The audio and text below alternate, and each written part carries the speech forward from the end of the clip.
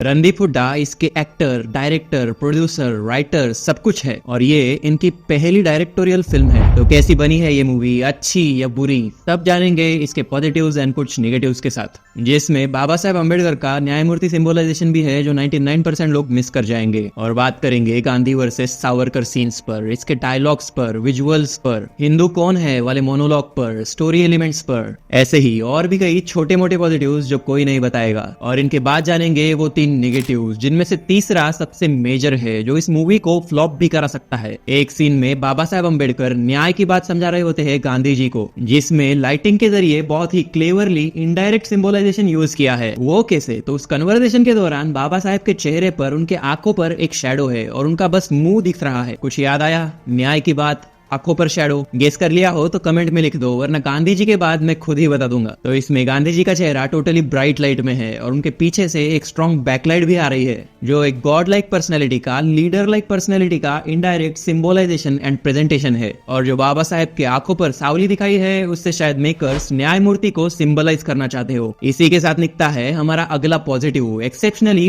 Well captured visuals and उनकी detailing, lighting में shadows and प्रकाश किरणों का creative use, day and night वाले शॉट्स, स्पेशली आपको 3-4 रात वाले समुद्र वाले जो शॉट्स है वो याद रह जाएंगे। लाइटिंग के बाद इसके कॉस्ट्यूम्स एंड इसके विजुअल्स का अप्रोच, चाहे वो गांव के सीन हो या लंदन के, टोटली उस जमाने में ले जाती है ये फिल्म आपको। अब इन विजुअल्स को मोर इफेक्टिव, मोर इंपैक्टफुल बना देता है हमारा अगला पॉइंट, इस मूवी का बैकग्राउंड म्यूजिक, स्पेशली वो pre interval and climax portion में आने वाली सावरकर थीम मुझे सबसे अच्छी लगी। सिनेमा की कुर्सी संभालने वाले 4 में से 2 पैर हो गए ये विजुअल्स एंड म्यूजिक, और तीसरा पैर है इसके डायलॉग्स, धारदार, ताबड़तोड़, फायर ब्रांड डायलॉग्स। धारदार इसलिए क्योंकि कुछ डायलॉग्स के मीनिंग इतने डीप एंड डायरेक्ट है कि अच्छों की जलने वाली है। फायर ब्रांड इसलिए कि तुम्हारे अंदर का भी हार्डलाइनर देशभक्त जगा देंगे, और ताबड़तोड़ ऐसे कि चाहे वो क्रांतिकारी हो, कैदी हो, जेलर हो या फिर अंग्रेज ही क्यों ना, ऐसे ऐसे इंटेलेक्चुअल कन्वर्सेशन है सावरकर जी के कि ऑलमोस्ट सभी को वैचारिक लेवल पे तो कन्विंस कर ही देते हैं। स्पेशली कौन है हिंदू वाला मोनोलॉग, संस्कृति वर्सेस सभ्यता वाला एक्सप्लेनेशन, माता सरस्वती एंड लक्ष्मी जी वाला रेफरेंस, ये कुछ मुझे सबसे बेस्ट लगे। अब इस सिनेमा की कुर्सी का आखिरी और चौथा पैर है इसकी कहानी, इसकी पटकथा, जो इतनी डीपली रूटेड है और इतनी सारी स्वातंत्र्य संग्राम की घटनाएं दिखाई है, इतने सारे क्रांतिकारियों को enough amount of screen time देकर वेल प्रेजेंट किया है। इनिशियल डेवलपमेंट वाले पोर्शन के बाद पूरी कहानी में आपको कहीं भी बोर नहीं होगा। सिर्फ स्क्रीन प्ले यानी पटकथा में 3-4 एक साइलेंट स्पेसेस है जो मेरे तुम्हारे जैसे पेशेंस खत्म हो चुकी, अटेंशन स्पैन कम हो चुकी ऑडियंस को ब्लैंक लग सकते हैं, मगर निग्लिजिबल है। अब इस सिनेमा की कुर्सी के चारों पैर तो हो गए, मगर इस कुर्सी की लकड़ी भी तो मजबूत होनी चाहिए, जो होती है फिल्म के सारे एक्टर्स की एक्टिंग। इन दी एंड वही तो सबसे पहले एक्सपीरियंस होता है ऑडियंस को, जो इस मूवी में सभी एक्टर्स की, जी हाँ सभी एक्टर्स की एक्टिंग नेशनल अवार्ड डिजर्व करती है। सावरकर, गांधी, अंबेडकर, टिळक, सावरकर ब्रदर्स एंड उनकी फैमिली, सभी की एक्टिंग एक्सेप्शनल थी। इसके बाद वैचारिक आइडियोलॉजिकल लेवल पे छाप पाड़ कर जाता है इसका गांधी सावरकर अप्रोच, जो गांधी वर्सेस सावरकर पर स्टार्ट होकर धीरे धीरे गांधी प्लस सावरकर, गांधी एंड सावरकर पर कन्वर्ट होता है, जिसमें स्टार्टिंग में तो दोनों की आइडियोलॉजीज, नरम दल गरम दल, अलग होने के कारण दोनों के रास्ते अलग होते हैं, मगर ध्येय एक होने के कारण आगे चलकर दोनों इनडायरेक्टली एक दूसरे की मदद ही करते हैं। जिसमें डायलॉग्स के जरिए ये भी क्लियर किया है कि सावरकर को गांधी से नहीं बल्कि अहिंसा से नफरत थी। अब इस मूवी में मेरे लिए सबसे impactful, cinematically extremely rich scene and sequence जो अभी तक मेरे आंखों के सामने झलक रहा है, माइंड में परमानेंटली स्टोर्ड हो गया है, एक अलग ही सेटिस्फैक्शन देकर गया है, वो है रणदीप हुड्डा की आवाज में सावरकर जी की कविता सागरा प्राण तळमळला वाला सीक्वेंस। और यही एक्सपीरियंस मेरी तरह हर मराठी ऑडियंस भी एक्सपीरियंस करेगी। जिन्हें मराठी नहीं आती वो लता मंगेशकर का ये वाला गाना एक बार जरूर सुन लेना, और हो सके तो उसका सही हिंदी ट्रांसलेशन भी पढ़ लेना। अब जल्दी से जानेंगे इसके आखिरी 4 पॉजिटिव्स, जिनके बाद होंगे इस फिल्म के सिग्निफिकेंट नेगेटिव्स। जितने भी क्रांतिकारियों के फांसी वाले शॉट्स दिखाए हैं वो same types of visual language में शूट करे हैं, जो थ्रू आउट द मूवी एक अच्छा वाला क्रिएटिव एक्सपीरियंस देते हैं। एक जगह जेल के सीन में सावरकर जी का जब एक चश्मा छीन जाता है तो उनका विजन दिखाने के लिए कैमरा का फोकस ब्लर करके हमें शॉट्स दिखाए हैं, और वही वाला काला पानी वाला पोर्शन एक रियलिस्टिक अप्रोच के साथ सबसे जबरदस्त बनाया है। चाहे वो लोकेशन हो, लाइटिंग हो, डायरेक्शन हो या रणदीप हुड्डा का बॉडी ट्रांसफॉर्मेशन, सबका सब जस्ट परफेक्ट। और overall second half first half से कई गुना बेहतर था। ऐसा क्यों, वो आगे के नेगेटिव पॉइंट्स में जान जाओगे, मगर उनसे पहले एक इंपॉर्टेंट रिक्वेस्ट, सिर्फ 200 सब्सक्राइबर होते हुए भी कंसिस्टेंटली 2000 से ज्यादा व्यूज ला रहे हैं हम इस चैनल पर, यानी 10 गुना। और लोगों को हमारे वीडियोस अच्छे भी लग रहे हैं, इसलिए यूट्यूब उतना पुश भी कर रहा है। मगर आप में से 97% लोगों ने अभी तक इस चैनल को सब्सक्राइब नहीं किया है। तो सिर्फ 200 सब्सक्राइबर होते हुए भी 2 लाख वाले चैनल जितनी क्वालिटी प्रोवाइड कर रहे हैं, और वो भी सबसे अलग, सबसे प्रैक्टिकल पॉइंट्स के साथ। तो वीडियो थोड़ा सा भी अच्छा लग रहा हो तो इसको लाइक और हमारे चैनल को सब्सक्राइब जरूर कर देना। आपके लिए फ्री प्रोसेस है, मगर यूट्यूब के लिए ये एक इंडिकेशन है कि ये चैनल कुछ तो अच्छा बना रहा है। तो अब नेगेटिव्स में सबसे पहला है इसका पहला आधा पौन घंटा, जिसमें हर एक सीन में कैमरा मूवमेंट इतनी अनस्टेबल रखी है कि थोड़े समय के बाद वो टॉर्चरस लगने लगती है। इतना कि सिर्फ मुझे ही नहीं, मेरे साथ की ऑडियंस को भी अनकंफर्टेबल फील होने लगा था, क्योंकि इन शेकी कैम मूवमेंट्स के कारण सीन्स में कुछ जगहों पर मोशन ब्लर भी आ जाता है और क्लियरिटी कॉम्प्रोमाइज हो जाती है। और एक शपथ वाले सीन में तो क्लियरली पता चल जाता है कि कैमरामैन कैमरा अपने कंधे पर रखकर सारे कैरेक्टर्स को एक बाय एक शूट कर रहा है, जिसमें उसके फुट स्टेप्स की शेकिंग भी वीडियो में आ जाती है, जैसे कि first step, second step, third step. ठीक है, रणदीप हुड्डा का न्यूज चैनल वाला इंटरव्यू देखा है, उनको यूथ को एंगेज रखने के लिए ऐसे शॉट्स यूज करने थे, मगर उसकी भी एक मेथड होती है। सीन्स एंड बैकग्राउंड म्यूजिक का इमोशन, उनकी स्पीड, उनका ओवरऑल टोन देखा जाता है। फिर उससे डिसाइड होता है कि कैमरा स्टेडी रखना है या स्मूथ लीनियर मूवमेंट में मूव करना है, या स्लो लीनियर और सर्कुलर मूवमेंट पे शूट करना है, या मोस्टली एक्शन सीन्स में यूज होने वाला शेकी अनस्टेबल वाला कैमरा मूवमेंट यूज करना है। और इसी पहले आधे घंटे में एक और सिग्निफिकेंट चीज महसूस हुई, जिसमें director आईलाइन continuity and location set करना ही भूल जाते हैं, जिसके कारण कुछ शॉट्स में कैरेक्टर के क्लोजअप्स में उनकी आंखें किसी और देख तो रही होती है, मगर कहाँ देख रही है, किसको देख रही है, कहाँ से देख रही है, ये माइंड को पूरी तरह से सेंस नहीं होता। अब आखिरी मेजर नेगेटिव से पहले एक स्मॉलर नेगेटिव, वंदे मातरम वाला सॉन्ग, जो दिखने में बोर करता है। जिस गाने में सिनारियो ऐसा है कि जेल के पैसेज में से हमारा मेन कैरेक्टर चल रहा है, और पूरे इस चलने के दौरान जो हमारा पीछे गाना चलता है, और इस 2-3 मिनट में सिर्फ 2 ही शॉट्स दिखाए हैं, एक फ्रंट शॉट, एक बैक शॉट, एक फ्रंट शॉट, एक बैक शॉट, जो रिपीटेटिव होने के कारण बोर लगने लगता है। अब इसी सिनारियो में इन्हीं शॉट्स के साथ थोड़े से साइड वाले शॉट्स भी ले सकते थे, थोड़े से एक्सट्रीम लॉन्ग वाइड, थोड़े से क्लोजअप भी ले सकते थे, थोड़े शॉट्स जिनके अंदर से सलाखों के पीछे से, तो थोड़े माइक्रो शॉट्स उनके पीठ के घाव भी दिखा सकते थे, जिससे ये गाना मोर एंगेजिंग, मोर इंपैक्टफुल हो जाता। चलो ठीक है, ये सारे नेगेटिव्स तो हम फिर भी इग्नोर कर सकते हैं, जो सबको एक्सपीरियंस तो हो गए, मगर कहानी से जुड़े होने के कारण मेजरली अफेक्ट नहीं करेंगे। मगर जो आखिरी मेजर कमी है वो सभी का एक्सपीरियंस अफेक्ट कर रही है, जिसमें बहुत से इंपॉर्टेंट पॉइंट स्क्रीन पर बस टेक्स्ट लिखते हुए निपटा दिए गए हैं, जिसमें कई बार स्क्रीन पर 2-3 पॉइंट्स आते हैं, 2-3 लाइंस वाले, जो पूरा पढ़ने से पहले ही चले जाते हैं, जिसके साथ एटलीस्ट रणदीप हुड्डा की खुद की वॉइस वाला वॉइस ओवर तो भी तो होना चाहिए था, जिससे ये पॉइंट्स मोर इजीली कन्वे हो सकते थे। मगर आप सोच रहे होंगे कि इतने सारे पॉजिटिव्स भी है, इतने नेगेटिव्स भी है, मगर ये मूवी देखने लायक है या नहीं? तो मेरा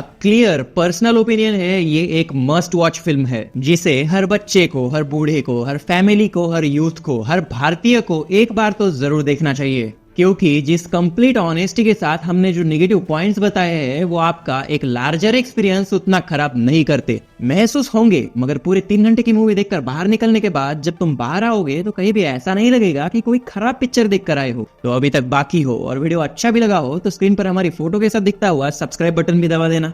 इस वीडियो में कुछ अच्छा या कुछ बुरा लगा हो तो कमेंट्स में बता देना। चैनल पर पहली बार आए हो तो ये एक एंटरटेनिंग शैतान वाला वीडियो, और ये एक अल्ट्रा एंटरटेनिंग हमारा अब तक का सबसे सक्सेसफुल गॉडजिला वर्सेस कॉन्ग वाला वीडियो अपने इंटरेस्ट के अनुसार देख सकते हो। मगर इस वीडियो को शेयर करना मत भूलना, ताकि ज्यादा से ज्यादा लोगों को ये फिल्म देखने का डिसीजन बनाने में आसानी हो। मिलते हैं अगले वीडियो में।